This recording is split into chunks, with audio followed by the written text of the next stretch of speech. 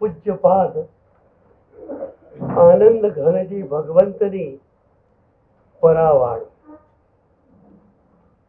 રિષભ જીનેશ્વર પ્રીતમ માહરો.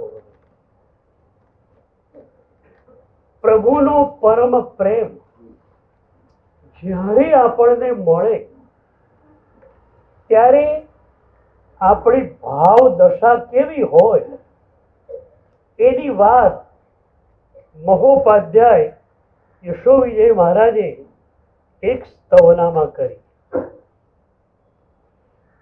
પૂરન મન પૂરન સબ દિશે નહીં દુવિધા કો લાગ. જે ક્ષણે પ્રભુનો પરમ પ્રેમ તમને મળ્યો એ ક્ષણે તમારું મન પૂર્ણ બની જાય છે અને એ પૂર્ણ મન દ્વારા જે દર્શન થાય છે એ પણ પૂર્ણ દર્શન હોય છે. એક પણ વ્યક્તિ તમને દોષ યુક્ત લાગતી નથી. મારા ચશ્માના ગ્લાસમાં ડાઘ હોય,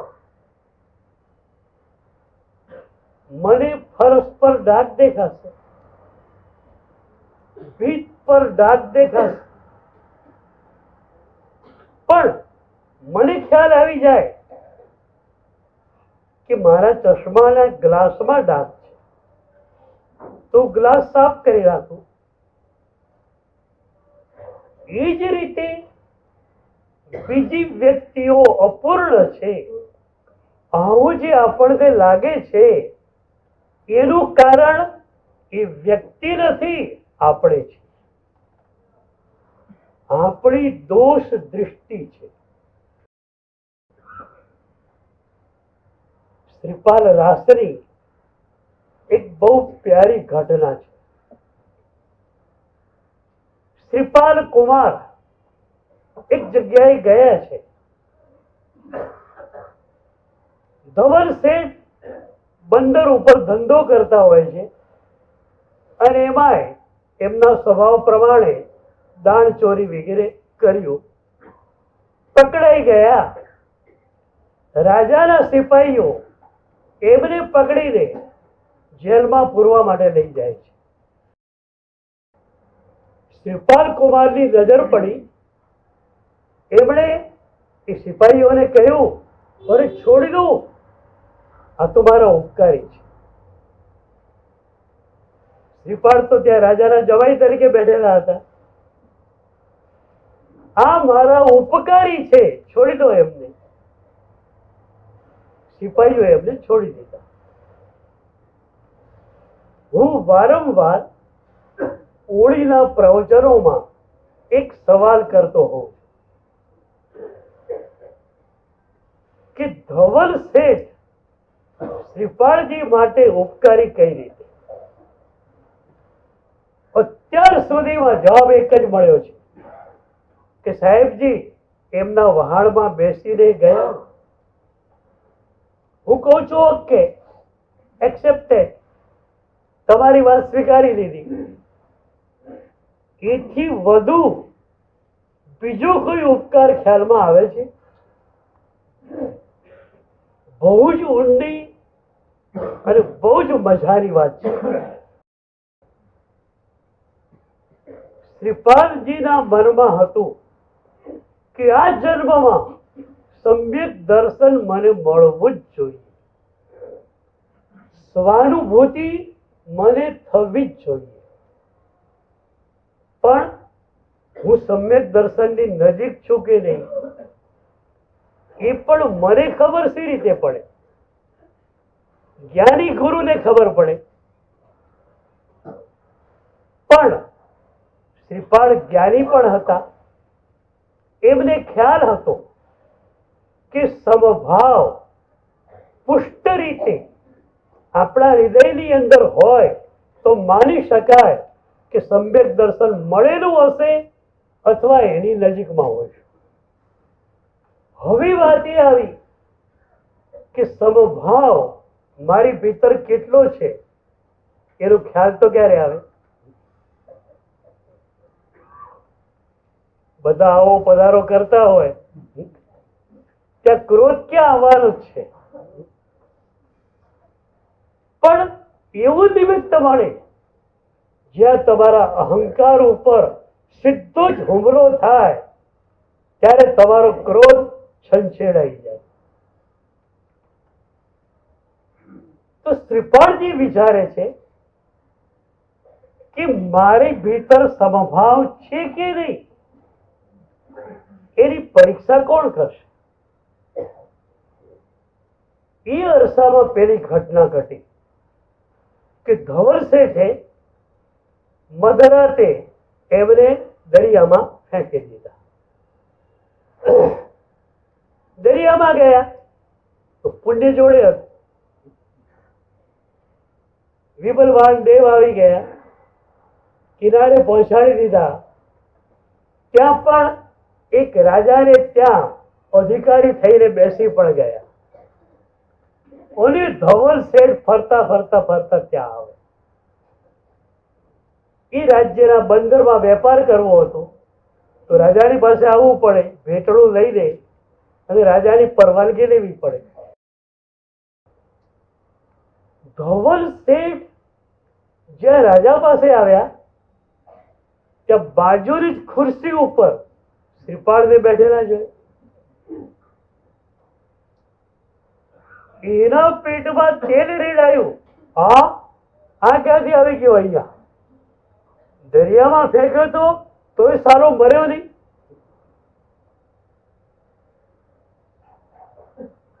પણ એ વખતે શ્રીપાળજીને ધવળને જોતા એક ક્રોધનો અંશ પણ આવતો નથી. એક જ વસ્તુ નહીં, એ મારા પરીક્ષક બન્યા. દરિયામાં મને ફેંક્યો, એ મને મળે છે અત્યારે, અને છતાં મને એમના ઉપર ગુસ્સો નથી આવતો. મતલબ એ થયું કે મારા સમભાવની પરીક્ષા ધવલ શેઠે કરી. તો એ ધવલ શેઠ મારા પરીક્ષક બન્યા, મારા ગુરુ બન્યા.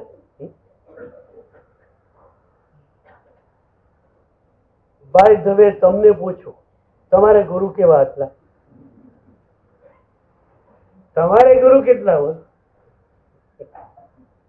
ઘરમાં જ ગુરુઓ મળી જાય, બહાર જવાની જરૂર જ અંધારે. હિન્દુ પરંપરામાં ગુરુ દત્તાત્રેય માટે કહેવાયું કે એમને 24 ગુરુઓ હતા. અચ્છા, તો પહેલા ગુરુ કોણ હતા? ગુરુ દત્તાત્રેયના પહેલા ગુરુ તરીકે એક ચોર છે. દત્તાત્રેય અત્યંત શ્રીમંત ઘરમાં જન્મેલા છે. પંડિતો એમને ભણાવવા માટે ઘરે આવે છે. બહાર એમને ક્યાંય જવાનું નથી. એકવાર એવું બન્યું, એક ચોર રંગેલા હાથે પકડાઈ ગયો. રાજાએ સજા કરી એને ફાંસીને માંચડે ચડાવી દો. તો એ જમાનાના નિયમ પ્રમાણે એને ગધેડા ઉપર બેસાડવામાં આવ્યો, માથે મુંડન કરવામાં આવ્યું, મોઢું કાળું કરી નાખ્યું, આગળ ફૂટેલો ઢોલ વાગે, અને એ રીતે સરઘસ ગામની બહાર જાય ત્યાં એને ફાંસી આપવામાં આવે. દત્તાત્રેય સંસારમાં છે, બારીમાં બેઠેલા છે, અને વળી આ સરઘસ જોયું. દુનિયાના વ્યવહારથી બિલકુલ અજાણ છે. એમણે પોતાના એક સેવકને બોલાવ્યો અને પૂછ્યું કે આ શેનો વરઘોડો છે? પેલો કે સાહેબ, આ વરઘોડો નથી, આ માણસે ચોરી કરેલી, રાજાનો અપરાધ કરેલો, અને એટલે રાજાએ એને ફાંસીની સજા ફરમાવી છે. તો એને ફાંસીને માંચડે ચડાવવા માટે લઈ જાય છે. પણ લોકોને ખબર પડે કે ચોરી કરનારને આવી સજા થાય છે, એ બતાવવા માટે આ સરઘસ નીકળી રહ્યું છે. એ ચોરને જોતા દત્તાત્રેય વિચારમાં પડી ગયા. એક રાજા એનો કોઈ ગુનો કરે, અપરાધ કરે, એને ફાંસીની સજા મળે. હું આ જન્મમાં આવ્યો છું, મને પ્રભુએ શા માટે મોકલ્યો છે, અને હું શું કરું છું?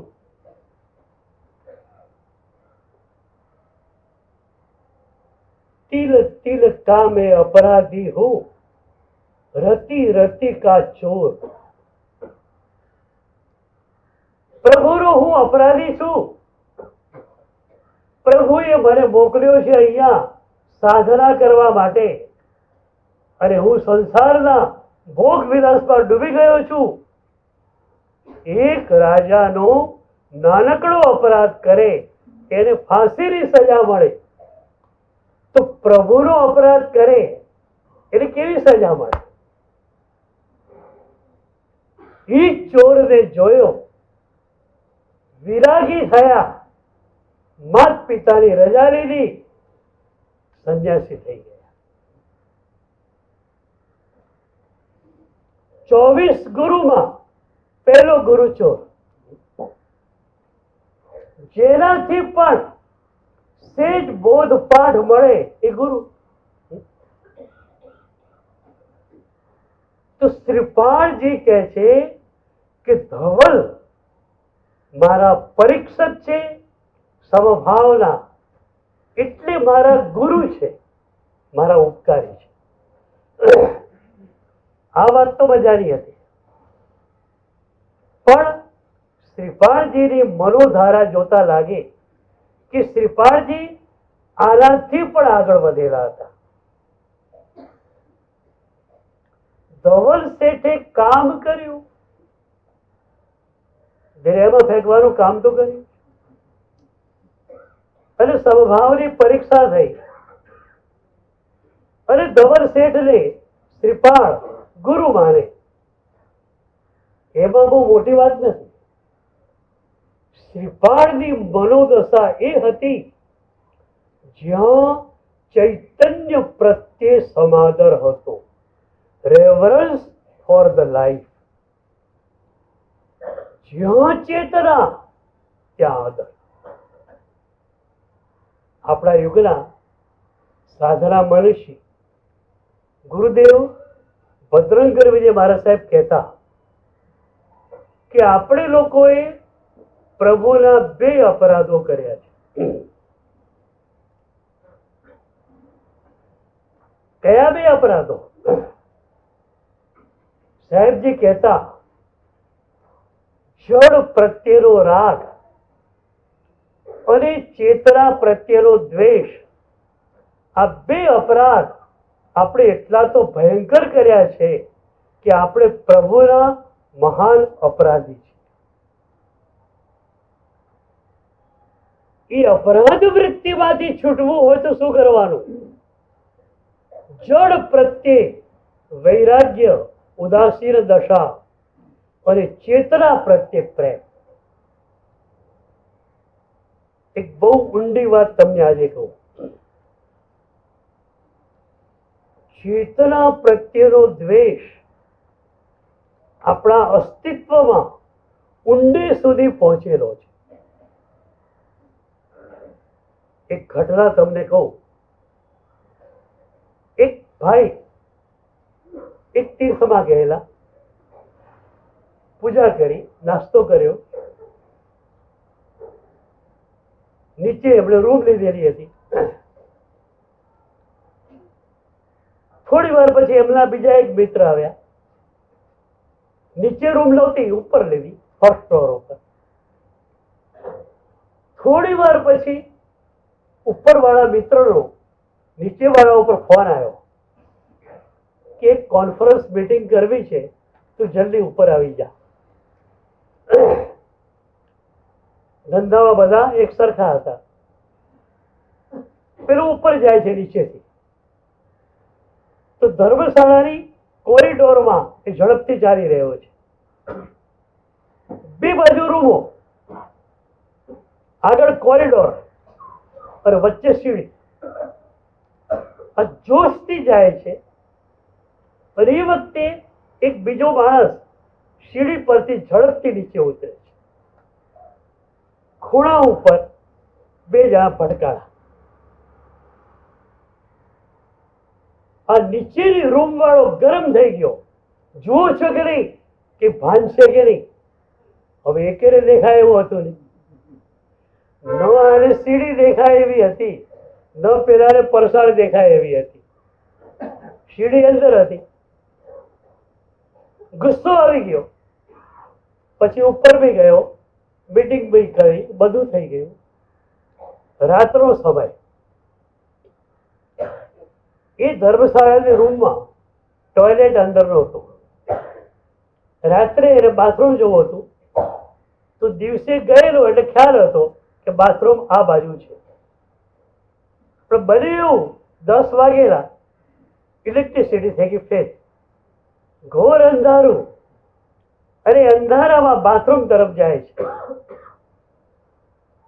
વચ્ચે એક થાંભલો આવ્યો, અંધારામાં દેખાયો નહીં. જોરથી એ થાંભલા જોડે ભટકાયો. હવે બોલો, સવારે પેલા જોડે ભટકાયો ને ત્યારે વાગ્યું, એના કરતા વધારે વાગ્યું છે.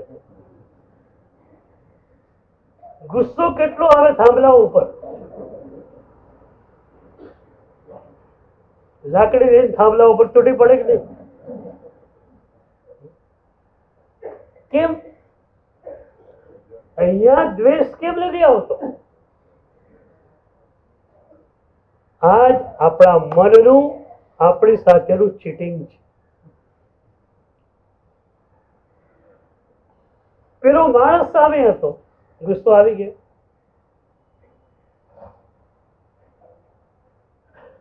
તો ચૈતન્ય પ્રત્યેનો દ્વેષ અનંત જન્મોથી સંઘરીને આપણે બેઠા છીએ. અને એટલે જ તમે જુઓ, સાધના કરવા આવો, સમાજ લઈને બેઠેલા હોય અને કોઈનું કંઈક જુઓ ને, તરત જ મનની અંદર તો ગુસ્સો આવી જ જાય છે. આ કેમ આમ કરે છે?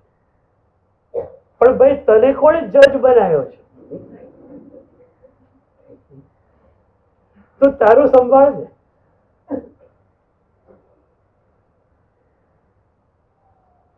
એક જૈન કથા આવે છે. લીચી નામના એક ગુરુ હતા, બૌદ્ધ ગુરુ. સવારના પોરમાં એકવાર ઉઠ્યા છે, નદીના કિનારે ગયા અને એમને ધ્યાન કરવું છે. સવારનો પોર, તમને ખબર છે, અમારે ત્યાં બ્રાહ્મ મુહૂર્ત જે છે ને, એ સાધના માટે ગોલ્ડન પીરિયડ કહેવાય. નરસિંહ મહેતાએ કહ્યું, પાછળની રહે ષટ ઘડી બાકી જ્યાં હરે, સાધુ પુરુષે સુઈ ન રહેવું. સૂર્યોદય પહેલાની 6 ઘડી, એટલે કે લગભગ 2.25 કલાક. સૂર્યોદય પહેલાના 2.25 કલાક એ સમય બ્રાહ્મ મુહૂર્ત છે. એ સાધના માટે ગોલ્ડન પીરિયડ. હજારો યોગીઓ એ વખતે યોગ સાધના કરતા હોય, લોકો બધા સૂતેલા હોય, અને એ યોગીઓના યોગ સાધનાના વાઇબ્રેશન્સ એ વખતે તમને મળે અને એ વાઇબ્રેશન્સ તમારી સાધનાને અપગ્રેડ કરી નાખે.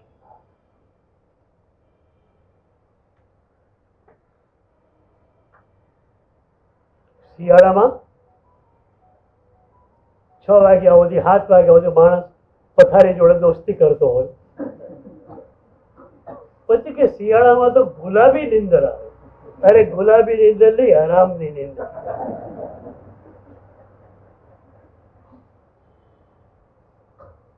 તમે આખું શેડ્યુલ ફેરવી નાખ્યું. 9, 9:30 સુઈ જવાનું હતું, 5 વાગે ઉઠી જવાનું હતું. આખું ચક્ર તમને ખોરવી નાખ્યું છે.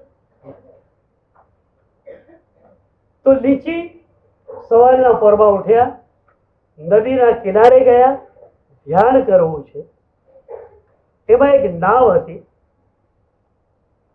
એ નાવ કિનારા જોડે લંગ રહેલી, એ સ્થિર પડેલી હતી. તો એ નાવમાં લીચી બેસી ગયા.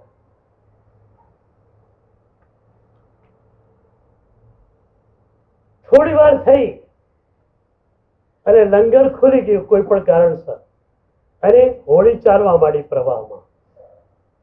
તો હોળી ચાલે તો પણ લીચીને કોઈ વાંધો નથી, એમનું ધ્યાન ચાલુ છે. એમાં એવું બન્યું કે એક બીજી હોળીનો ધક્કો જોરથી આ હોળીને લાગ્યો. એટલો જોરથી ધક્કો લાગ્યો કે આ હોળી ઊંધી પડી જતા રોકાઈ ગઈ. લીચી સંત છે, ધ્યાનમાં બેઠેલા છે, છતાં પણ એમના મનમાં વિચાર આવી ગયો કે મારી તો આંખો બંધ છે, હું ધ્યાનમાં છું, એટલે શું સામેવાળાની આંખ પણ બંધ હશે? એને મારી હોળી જોડે એની હોળી અથડાવી. ગુસ્સો આવી ગયો, આંખ ખોલી, જોયું તો હસી પડ્યા. વાત આખી જુદી હતી. સામેથી કોઈ હોળી આવી નહોતી, પાછળથી એક હોળી આવેલી. એ હોળીને પણ લંગર નાખેલું હતું, લંગર છૂટી ગયું. નાવિક એ હોળીમાં હતો નહીં, એ હોળી હતી મોટી, અને પાછળથી એ હોળી આવતી હતી, અને નાવિક વગરની એ હોળી આ હોળીને ટક્કર મારેલી. હવે લીચી હસવા માંડ્યા, પણ એ સંત તો હતા જ. એમણે વિચાર કર્યો, એ નાવમાં કોઈ નાવિક બેઠેલો હોત તો મને ગુસ્સો આવે. સારા તું જોતો નથી, મારી તો આંખો બંધ હતી, તને ખ્યાલ નહીં આવ્યો, અને માણસ નથી તો મને ગુસ્સો આવતો નથી. એ ઊંડા ઉતર્યા કે મારી ભીતરનો જે ચેતના પ્રત્યેનો દ્વેષ છે એના કારણે મને ગુસ્સો આવ્યો.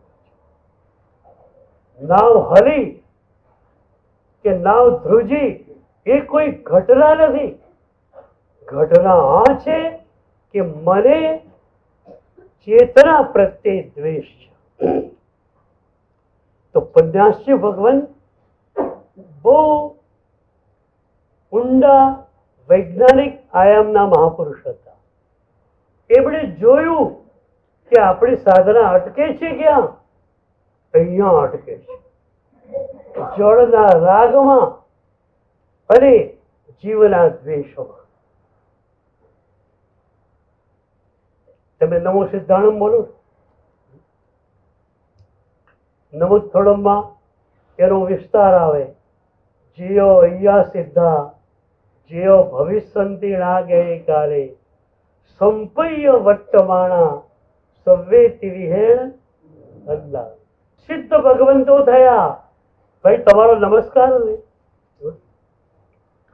વર્તમાન કાળમાં મહાવીરમાંથી સિદ્ધિ પદને કોઈ મહાત્મા પામે, તમારો નમસ્કાર ને.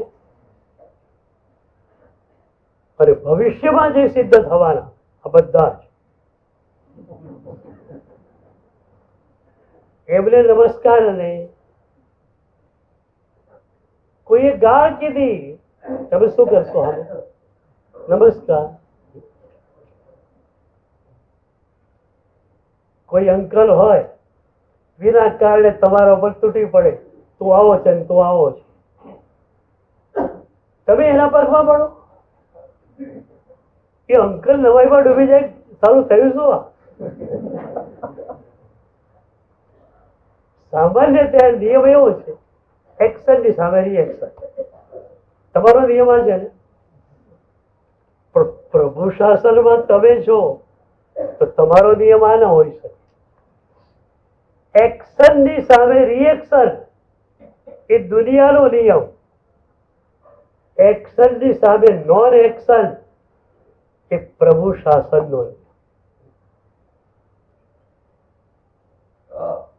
કોઈએ કહ્યું તમે સીધી જ પ્રતિક્રિયા આપો, રિએક્શન, તો તમે નિશ્ચયથી પ્રભુ શાસનમાં ખરા વ્યવહારથી જરૂર છો. કારણ એક્શનની સામે રિએક્શન જેની પાસે છે એ પ્રભુ શાસનમાં નહીં.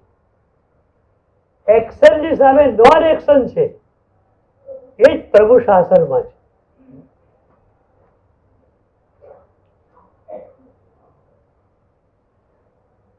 એક્શન પેલી વ્યક્તિએ કર્યું, બરોબર?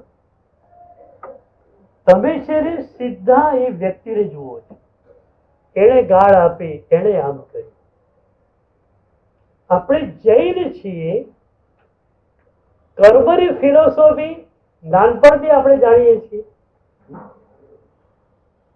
એને ગાળ આપી એનું કારણ શું? તમારું કર્મ. બોલો, પાર્ટનર તમને નવડાઈ ગયો, પણ એનું કારણ શું? તમારું કર્મ ખરું.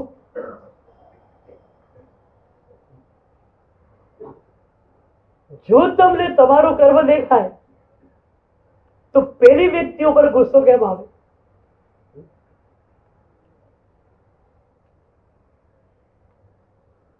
પોલીસ પણ શું કરે ખબર? કોઈ ગુંડાએ કોઈને માર્યો, હવે એ ગુંડાએ સોપારી ખાધેલી છે, તો કોણે સોપારી આપી એ લિંક શોધ, અને આખરે પેલી વ્યક્તિ સુધી પહોંચશે પોલીસ. એમ તમને ગાળો દેનાર સામો માણસ છે, પણ એ તો બિચારો કૂટાઈ ગયો, ખોટો કર્મ તમારું, નિમિત્ત એ બની ગયો. વાંક કોનો? તમારો. અપરાધ કોનો? તમારો. નિમિત્ત કોણ બન્યું? પેલો. મારી તો અપેક્ષા એવી, અડધો કલાક એકદમ રફલી નોન સ્ટોપ ખરાબ શબ્દો કોઈ બોલે, તમે રિએક્શન ન આપો, નોન એક્શનમાં હો, આખરે અડધો કલાકે પેલો બંધ થવાનો જ છે. રિએક્શન મળે તો વરઘોડો આગળ ચાલે, નહીતર ક્યાંથી ચાલે? નોન એક્શનમાં એ બોલતો બંધ થાય ત્યારે તમે પ્રેમથી કહી શકો કે અંકલ, તમે મને સુધારવા માટે કેટલી બધી મહેનત કરી, આ થોડું જ્યુસ પીઓ, તમારા ગળાને થોડો સોજ પડેલો. તમારા પાસે મારી અપેક્ષા આ છે. એક્શન ની સામે રિએક્શન, તો પછી પ્રભુ શાસન ક્યાં આવ્યું આમાં? એક્શન ની સામે નોન એક્શન, અને નોન એક્શન નું કારણ છે કે એક્શન કરનાર એ વ્યક્તિ નથી, એક્શન કરનાર મારું કર્મ છે. અંજના મહાસતીને પૌલેદેવ ઉપર ગુસ્સો આવેલો. જે પતિ 22 વર્ષ સુધી લગ્ન પછી એની સામે જોતો નથી, એ પતિ પ્રત્યે એટલો ભાવ છે કે એ પતિ યુદ્ધના મેદાનમાં જવા માટે તૈયાર થયો ત્યારે અંજના મહાસતીને થયું કે પત્ની તરીકે મારો ધર્મ છે કે મારે મારા પતિનું મંગળ ઈચ્છવું જોઈએ. અને એ અંજના મહાસતી કંકુવટી લઈ, ચોખા લઈ પતિનું સ્વાગત કરવા માટે જાય. એ પૌરે જે ઘોડા ઉપર બેઠેલો નાનામાં નાનો માણસ, એક ખેડૂત, ગળામાં ફૂલનો હાર નાખે તો પૌરેજે હાથ જોડીને સ્વીકારે. એ જ પૌરેજે અંજના મહાસતીને જોઈ સીધી જ પાટું લગાવી અંજના. હજારો લોકોની વચ્ચે અંજના બેભાન થઈ ગયા. એમને મહેલમાં લઈ જવામાં આવ્યા. ભાનમાં આવ્યા પછી સખીઓએ કહ્યું, આવો માણસ હોય પથ્થર દિલ, તો એનું મંગળ ઈચ્છવા ગઈ અને એને પાટું માર્યું. ત્યારે અંજના મહાસતી એક લોજિક આપે છે. એ પળોમાં બીજું કઈ યાદ આવે? પણ કેવી કર્મની ફિલોસોફી અસ્તિત્વના સ્તર પર ગઈ હશે. અંજના મહાસતી કહે છે કે મારા પતિ માટે તમે ખરાબ નહીં બોલો. મારા પતિ ખરાબ છે જ નહીં.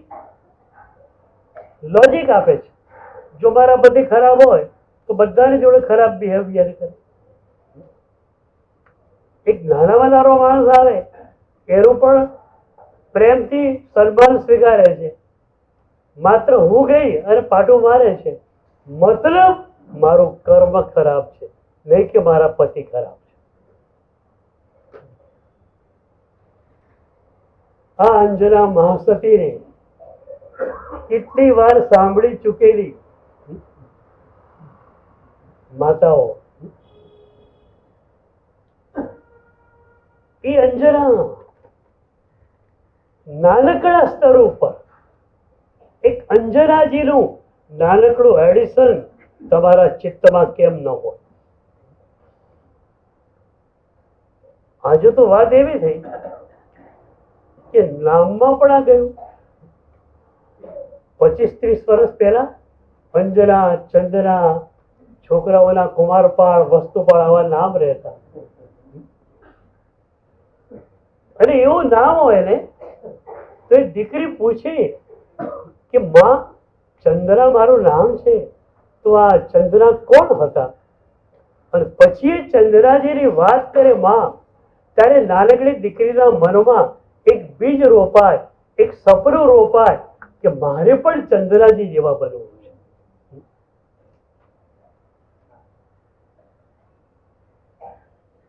શું બનવું છે તમારે? રોલ મોડેલ શું છે તમારું? બહારની દુનિયામાં રોલ મોડેલ લઈને બેઠેલા છો. અંદરની દુનિયામાં કોણ છે? ભરેસર બાહુબલી આખી સજાય બોલી જાઓ, એમાંથી તમારા માટે રોલ મોડેલ કોણ? કાલ નક્કી કરીને આવશો, ચિઠ્ઠીમાં લખીને મને આપશો. તમારા માટે રોલ મોડેલ કોણ છે? ભરત ચક્રવર્તી છે. એ વીટી પડી અને શુક્લ ધ્યાનની ધારા સહેલી વસ્તુ નથી. ઉદાસીનતાની ધારા એવી ઘૂંટેલી, એવી ઘૂંટેલી, એવી ઘૂંટેલી, એક ધક્કો મળ્યો અને ભરતજી પહોંચી ગયા. માત્ર એક ધક્કો, એક ધક્કાની જરૂરિયાત હતી. તમને ભરત ચક્રવર્તીનો ખ્યાલ છે? એ 6 ખંડના વિજેતા ચક્રવર્તી હતા અને હજારો મુગટબદ્ધ રાજાઓ રોજ એમની પ્રશંસા કરતા હોય. પણ ભરત ચક્રવર્તીને લાગ્યું કે આમાં તો હું ડૂબી જઈશ. એટલે એમણે થોડા શ્રાવકો રાખેલા, કલ્યાણ મિત્રો, અને કહેલું કે સભાની અંદર હજારો લોકો બેઠેલા હોય ત્યારે તમારે આવવાનું. બધાએ ભેગા થઈને અને કહેવાનું, શું કહેવાનું? કે ચક્રવર્તી, તમે ષટખંડના વિજેતા ભલે હો, તમારી ઇન્દ્રિયોથી તમે પરાજિત થયેલા છો.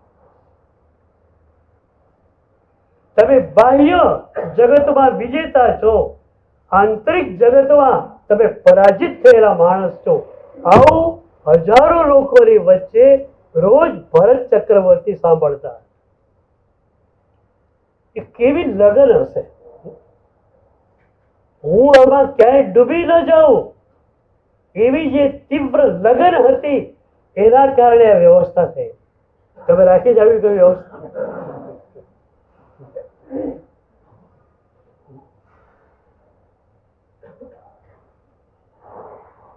ભાઈ તે આટલું બધું ભેગું કર્યું, પરલોકમાં કેટલું કામ આવશે? આવું કહેનાર કોઈ રાખ્યા છે?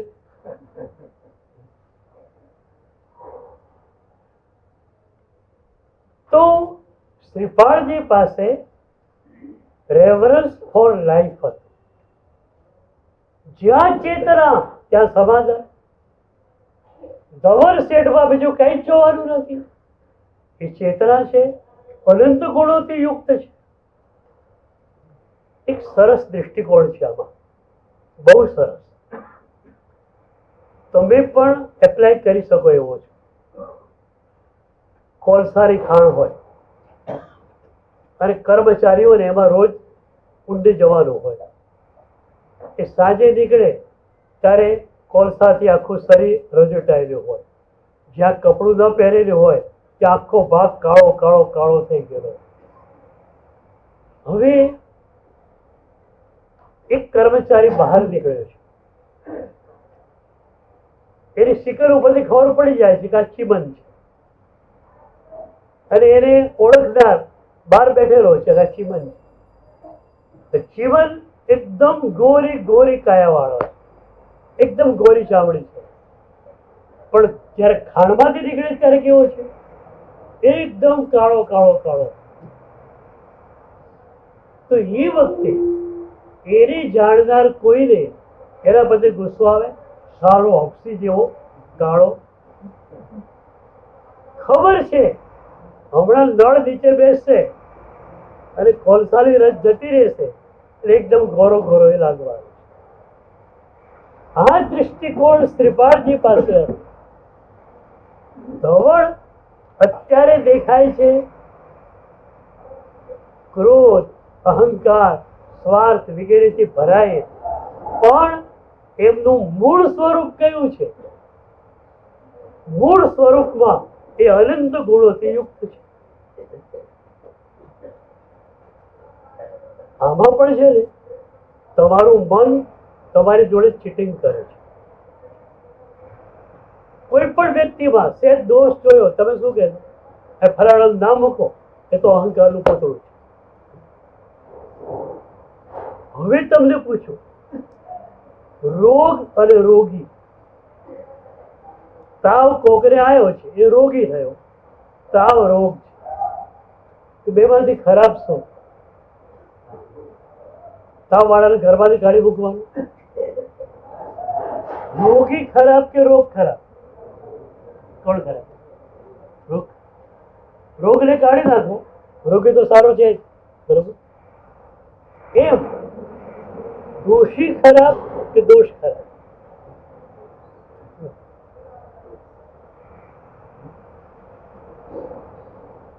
ત્યાં તમારું મન બરોબર સમજે છે, રોગી તો સારો જ છે ને, એ તો માણસ છે. રોગ ખરાબ છે. અહીંયા કેમ આખું સૂત્ર ઊંધું થઈ જાય છે? અહીંયા દોષ ખરાબ નથી રહેતો, દોષી ખરાબ થઈ જાય. ખ્યાલ આવ્યો?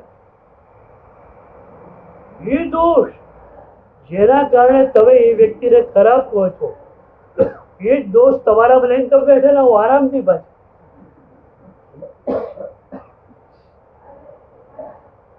દોષ ખરાબ નહીં, દોષી ખરાબ. પેલામાં રોગી ખરાબ નહીં, પણ રોગ ખરાબ.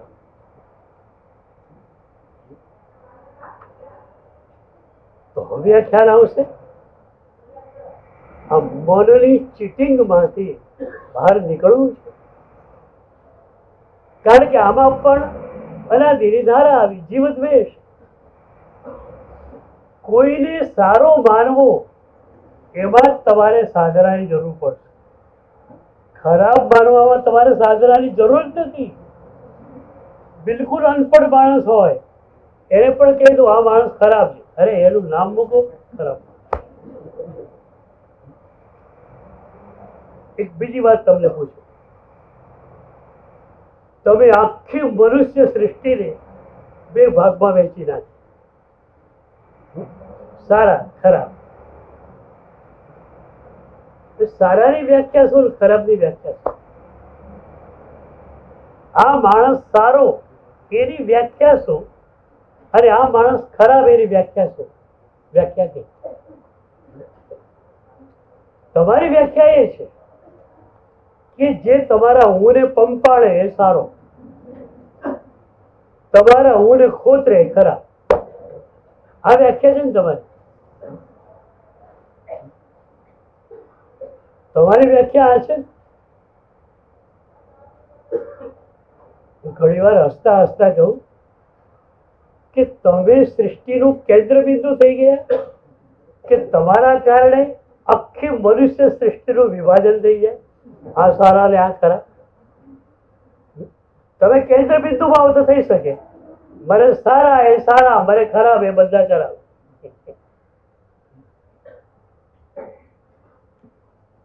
તમારા જેવા બૌદ્ધિક માણસો આવી માન્યતા, આવી વિચારણા તમારી પાસે ચાલે ખરી? એ માણસ સારો જ છે. મારું તો એક સૂત્ર છે, યાદ રાખજો. બધા જો સારા જો છે, ખરાબ હોય તો માત્ર એક હું છું. આ વાત જે હૃદયથી મનથી માનતો હોય એનો જ નિશ્ચયથી પ્રભુ શાસનમાં પ્રવેશ થયો. બધા જ સારા જ છે, ખરાબ હોય તો એકમાત્ર હું છું. કારણ બીજાના ગુણ જોવાના છે, આપણા દોષ જોવાના છે. આપણા દોષ જોઈએ એટલે આપણી જાત આપણે ખરાબ લાગે. બીજાના ગુણ તમે જુઓ, બીજા સારા લાગે તમને. અને એકચ્યુઅલી આ પ્રાયશ્ચિત છે. અનંત જન્મોથી એક જ વાત આપણે કરી છે, બીજા ખરાબ હું સારો, બીજા ખરાબ હું સારો. અરે બીજો સારો પણ ક્યારે? મને સારો મારે તો સારો. આનું પ્રાયશ્ચિત શીર્ષાસનમાં આવી જાઓ. બીજા બધા જ સારા, ખરાબ હોય તે કહો. અને આ વાત હૃદયને સ્પર્શે તો શું થાય? ઉપાધ્યાયજી ભગવંત કહે છે, પૂર્ણ મન પૂર્ણ સમજી છે.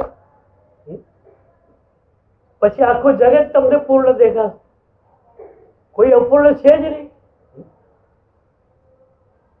વિચાર કરો, તમને કોઈને ધવળ શેઠ જેવો મૃત્યુ મળ્યો હશે તો શ્રીપાળજી તમારા માટે રોલ મોડેલ ન બની શકે? કે દરિયામાં પાડવા માટે તૈયાર થયેલો માણસ, છેલ્લે છેલ્લે તો કટારી લઈને મારવા આવેલો માણસ, ભલે એ મરી ગયો પછી, પણ શ્રીપાળને મારવા માટે આવેલો કટારી લઈને એ મરી ગયો ધવલ. અને એ વખતે શ્રીપાળ એમના ગુણોને યાદ કરી રડે છે. પોતાને મારવા આવેલો માણસ સરસ ચૂકથી ઠેસ લાગી, પડી ગયો, એની કટારી એને વાગી મરી ગયો. અને શ્રીપાળ એના ગુણોને યાદ કરી અને રડે છે. આ શ્રીપાળને રોલ મોડેલ બનાવો પછી શું થાય ખબર છે? તમે એકદમ આનંદમાં. પછી એવર ફ્રેશ, એવર ગ્રીન.